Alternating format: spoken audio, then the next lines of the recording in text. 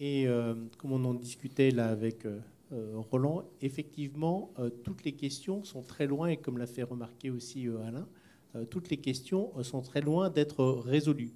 Notamment, on va sûrement parler de la partie traitement, qui est certainement la partie la plus complexe. Et donc, on va vous donner la parole pour qu'on puisse échanger, débattre, sachant que je pense que c'est très difficile sur ce domaine-là d'avoir en tout cas sur la partie traitement, c'est ça que j'ai en tête, des réponses extrêmement tranchées. Donc, une première question dans la salle. On a respecté le timing impeccable. J'ai une question par rapport à la présentation que vous venez de faire. Il y a quelque chose que je n'arrive pas à comprendre. Votre patient, on prend le même patient. Je lui pose un Holter, le Holter du cabinet. Je lui trouve de l'AFA. Holter ECG. Un Holter ECG standard. Là, dans les recommandations, en théorie, si je lui trouve plus de 30 secondes de FA, je l'anticoagule. Donc, comment on peut dire qu'on anticoagule une FA détectée sur un Holter ECG? Certes, j'aurais plusieurs dérivations, et pas sur un enregistrement d'un PM ou d'un DEF. Je ne comprends pas. Bah ça, c'est en effet les deux études AFNet et Artesia, en fait, qui ont... En fait, on enregistre... Le Holter ECG, c'est en effet un reflet de 24 heures, et c'est vrai qu'on peut dire qu'avec des enregistrements permanents 24 heures sur 24, 7 jours sur 7, on va être plus sensible, mais on est peut-être beaucoup trop sensible, en fait, finalement, pour avoir un bénéfice-risque qui va en faveur, c'est ce que disait Roland tout à l'heure.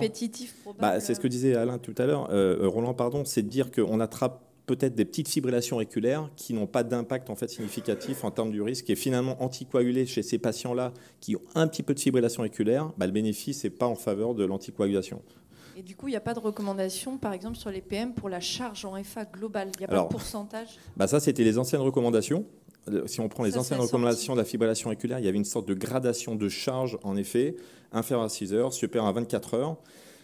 Ça, c'est sorti vis-à-vis des deux en fait, publications, Artesia et AFNet, qui, justement, ont éliminé ce problème. Moi, je passe sur le message, en effet, c'est de dire... C'est pour ça, moi, je pense que c'est vraiment à considérer, parce qu'un patient qui a un Schatzvask, je ne sais pas, à 5 ou 6, qui a un HS-bled négatif, on peut considérer, justement, mettre en place un anticoagulant. Après, vous avez un patient jeune qui a un Schatzvask qui a 1 ou 2 et un HS-bled qui est, en effet, bas, là, il faut réfléchir, en effet. Mais ce n'est pas, comme on disait, ce n'est pas on-off. On peut considérer. On voit que c'est compliqué, que le débat, c'est ce qu'on disait, je m'en doutais, se situe exactement là, avec ces études, donc avec des dispositifs implantables, effectivement, qui nous amènent finalement plus de questions parfois que de réponses, avec aussi un certain nombre de limites dans ces études, notamment si on regarde les taux d'événements par rapport aux taux d'événements attendus, quelques interrogations également. Mais le débat, il est exactement là. Voilà. D'autres questions? Au fond.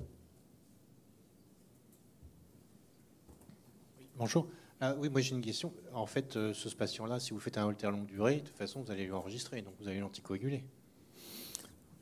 Oui. Voilà. Donc moi, en pratique, ce patient-là, en fait, moi je l'anticoagulerais. En fait, si j'ai pas calculé son Schatzvask, il était hypertendu, il avait plus de 65 ans, je suis en 2, j'ai un HS-bled qui est faible. Moi, en pratique, je pense que là, je l'anticoagule, ce patient. Mais bon, après, est-ce que j'ai raison? Et j'ai quand même une question aussi pour la tension artérielle. Puisque là, vous avez présenté des appareils, notamment, là, je voyais le Omron Night View là, pour la nuit. Mais ce sont des appareils qui sont poignés.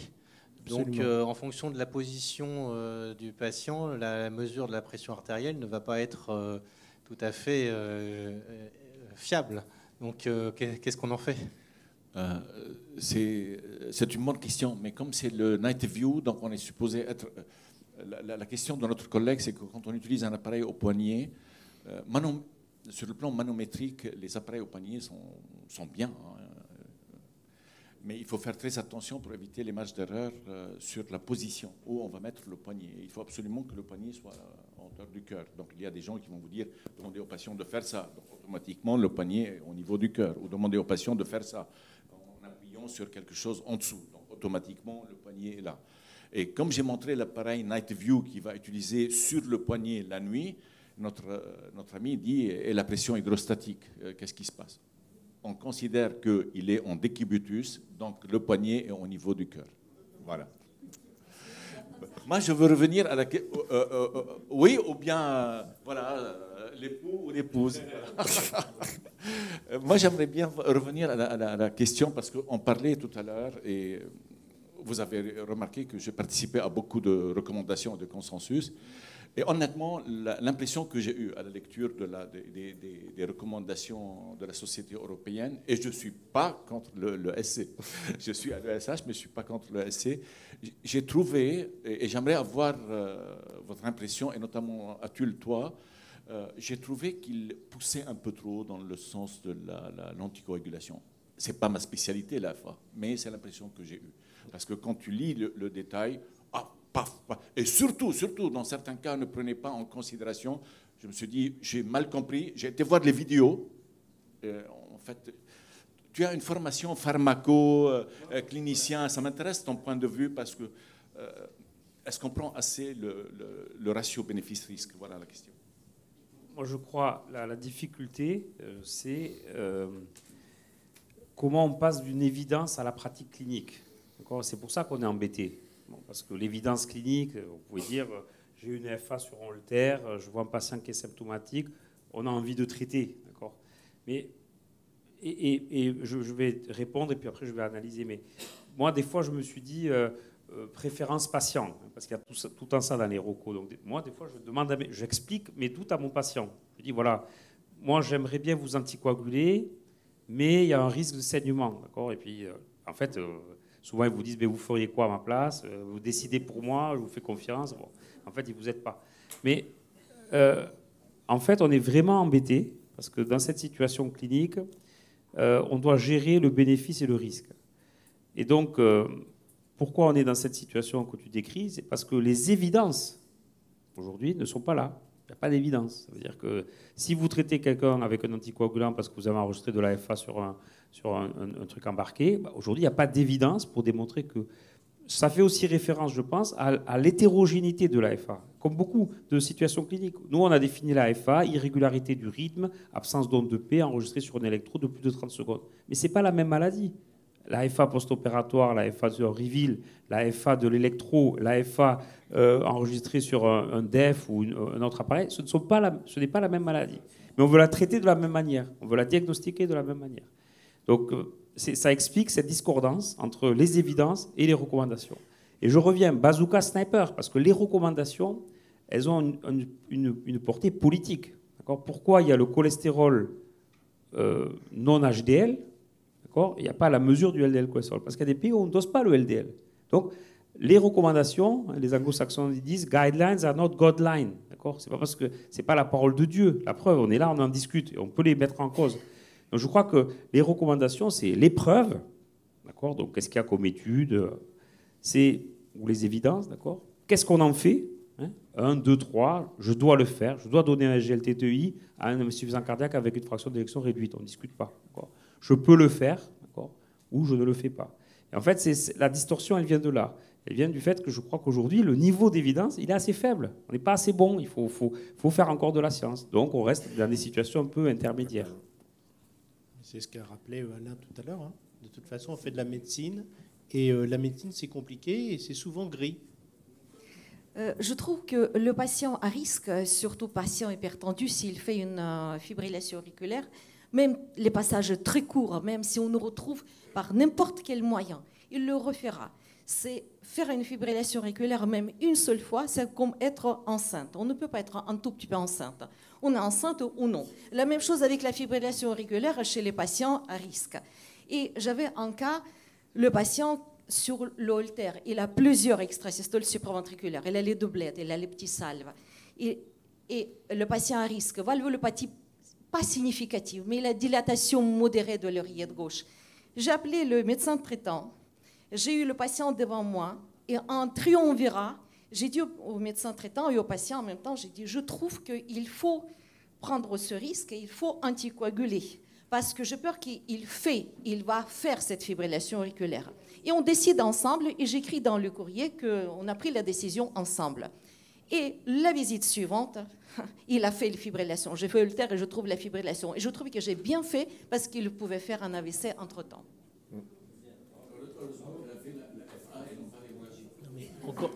Encore une fois, c'est tout ça, et c'est pour ça qu'on débat aujourd'hui. C'est notre travail de tous les jours. Mais peut-être dans ce que vous dites, et ça répond à votre question, c'est la gestion de l'environnement. C'est-à-dire dépister l'apnée du sommeil, prendre en charge l'hypertension artérielle, contrôler le poids, promouvoir l'activité physique, gérer les autres comorbidités. C'est aussi une façon de répondre à la question. C'est-à-dire quand vous êtes dans une situation qui n'est pas évidente, s'occuper du reste, c'est une autre stratégie. Après, les histoires de chasse, c'est terrible, mais moi, on a tous des histoires. Moi, j'aime raconter une histoire. Un patient, je me suis battu qui prenne des anticoagulants, mais pas caricatural. Allez-y, essayez de qui parle. Et en fait, au bout d'un ancien chanteur, un gars en très bon état général, qui avait une vie magnifique, et ça m'a mis 6 mois. Il est parti à Hambourg, à Genève, à Londres, il a demandé des actions. Il a pris les anticoagulants. 3 semaines après, il faisait l'hémorragie. D'un côté, drainé neurochirurgicalement. De l'autre, drainé. Bon, avec les séquelles, il a récupéré. Je m'en veux. Mais bon, j'ai fait ce que les recommandations disent. Et lui m'a dit, vous savez, docteur, je vous avais dit que je ne voulais pas les prendre. Je dis, oui, je sais, mais... Donc, c'est pas que je discute avec vous, c'est qu'on a tous des histoires. Mais la seule chose que l'on sait, c'est qu'il y a les études. D'accord ? On a les études avec les AOD. On a les recommandations. On a la pratique clinique. On a l'environnement. Et puis, il y a le gris. Alors, sur le haltère, on a parfois une extrasystolie supraventriculaire très importante. L'extrasystolie supraventriculaire et l'antichambre de la FA. Donc, est-ce qu'il y a un pourcentage comme pour les extrasystoles ventriculaires? Moi, je me base sur... C'est de savoir si beaucoup d'extrasystoles auriculaires sur un holter justifie, est-ce qu'il y a un nombre d'extrasystoles qui permet... Non, en fait, il faut que vous attrapiez cette base électrique. Même s'il y a en fait, sur 24 heures. En fait, je pense que c'est la place justement de tous ces outils connectés qu'on peut avoir électro qui font une bande, quelle qu'elle soit, que ce soit celui qu'on vous a présenté ou une montre. Les gens ont de plus en plus de montres. Hein. C'est ce que je vous montrais sur en volumétrie. Les gens ont de plus en plus... Regardez dans vos patientèles sur une consultation le nombre de patients qui ont des montres faisant un électrocardiogramme. Et ben c'est là qu'il faut s'en servir. Mais vous n'avez pas le droit d'anticoaguler parce que chacun des histoires de chasse a tout le madame dans un sens ou dans l'autre. Voilà. Mais je pense qu'il faut valider quand même. Je peux poser une question? Le docteur Garbon a un commentaire à votre question. Il y a encore des places pour des questions ou pas du tout? Oui, bien sûr, il nous reste 10 minutes, donc non, on va pouvoir continuer. Oui, en fait... Ah. Deux points, je suis pas un rythmologue, hein, mais entre l'impact au niveau de l'oreillette, hein, entre les extrasystoles auriculaires et la fibrillation atriale en termes de ce qui se passe, en termes de viscosité, de modification des conditions rhéologiques, n'est pas tout à fait le même, donc ça rend les choses difficiles. Est-ce que c'est un prédicteur de survenue de fibrillation atriale? Et c'est ce à quoi j'étais en train de réfléchir, et ça fera l'objet notamment d'une session que je vous invite demain sur la place de l'intelligence artificielle dans l'aide à la prise de décision médicale. Demain, vous allez avoir des outils, ça s'appelle le SADM, un système d'aide au diagnostic médical, qui vont vous aider à profiler le niveau de risque des patients et notamment le niveau de risque d'événements.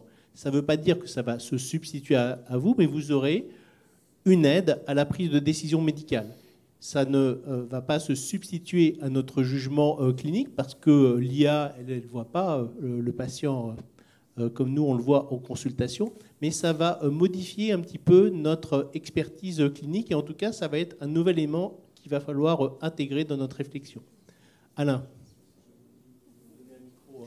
Ouais.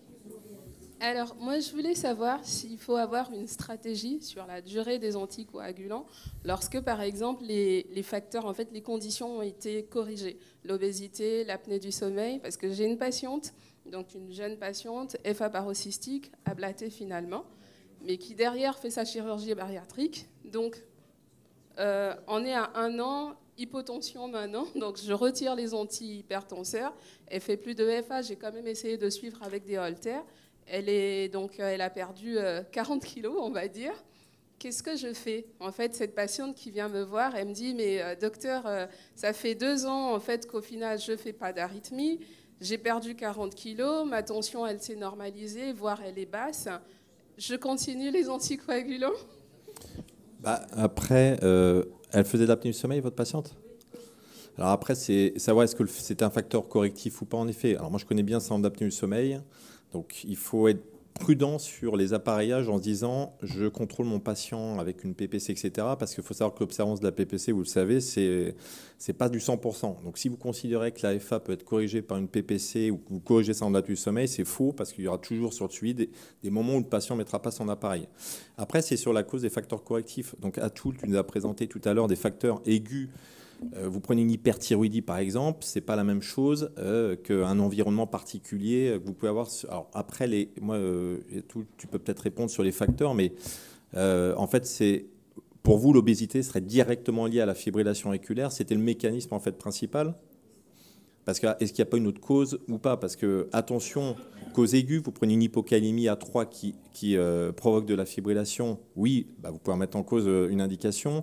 Une hyperthyroïdie, oui, donc il y a des facteurs, une infection. Mais après, il faut toujours, moi j'avais appelé ça, quand j'étais externe, un triangle de Koumel, vous avez toujours le substrat en dessous de la fibrillation et après des facteurs actifs. Est-ce que le patient a de base un substrat?